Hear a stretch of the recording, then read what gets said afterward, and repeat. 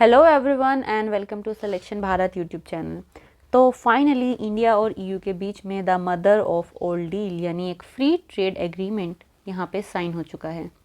तो आज के इस वीडियो में हम कम्प्लीटली समझने वाले हैं कौन सी कंट्री को क्या फ़ायदा हो रहा है और कौन कौन से यहाँ पे ट्रेड और टैरिफ बैरियर्स हैं जिनको यहाँ पे रिड्यूस किया गया है। तो चलिए वीडियो को शुरू करते हैं। देखिए यहाँ पे जो दोनों कंट्री इन्वॉल्व हैं, एक है इंडिया और एक है आपका ईयू। ईयू में यूरोप की टोटल 27 कंट्रीज़ यहाँ पे आती हैं, जो कि इंडिया और ईयू है। ऑलरेडी उनके बीच में एक अच्छा ट्रेड पार्टनरशिप है, बट जो ये फ्री ट्रेड एग्रीमेंट यहाँ पे साइन होगा, इससे काफ़ी सारे टैरिफ्स को रिड्यूस कर दिया जाएगा।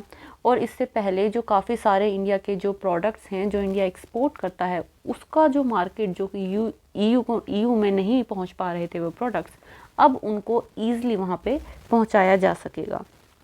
अगर हम रफली बात करें तो ये जो दोनों इकोनॉमीज़ मिलके कंट्रीब्यूट करती हैं, वर्ल्ड का 25% ट्रेड यहाँ पे हो रहा है। अगर हम इंडियन इकोनॉमी की बात करें तो वो है अराउंड 4 ट्रिलियन यहाँ पर, और यूरोपियन यूनियन की जो इकोनॉमी है वो है 22 ट्रिलियन।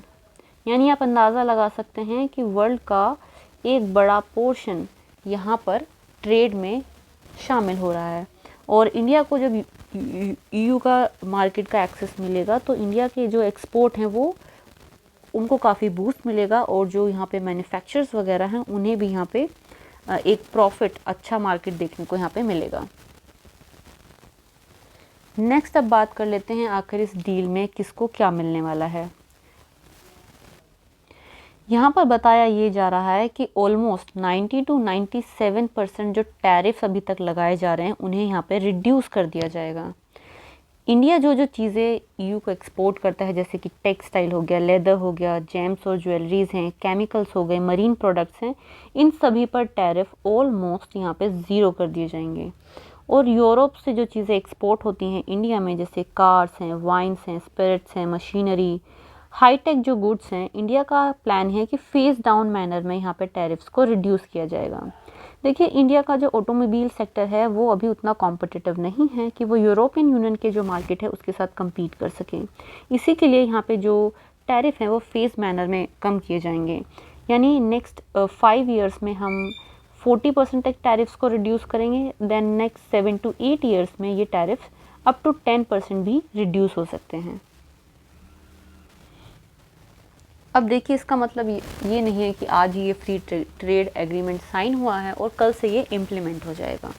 सबसे पहले अब जो नेक्स्ट स्टेप है उसमें जो यूरोपियन यूनियन की पार्लियामेंट है और जो इंडियन पार्लियामेंट है, दोनों ही पार्लियामेंट्स में ये जो फ्री ट्रेड एग्रीमेंट साइन हुआ है उसे टेबल किया जाएगा।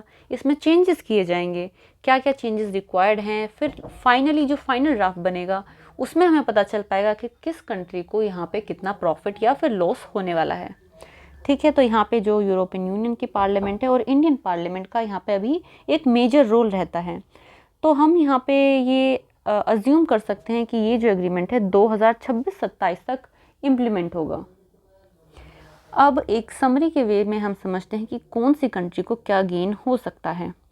इंडिया का जो मार्केट है वो, इंडिया के जो मैन्युफैक्चरर हैं उनका जो टेक्सटाइल अपैरल हैं, लेदर फुटवेयर है, जेम्स और ज्वेलरीज हैं, मरीन प्रोडक्ट्स हैं, और जो केमिकल और जो प्लास्टिक हैं, वो ईयू का जो बड़ा मार्केट है उसका एक्सेस इनको यहाँ पे मिल जाएगा।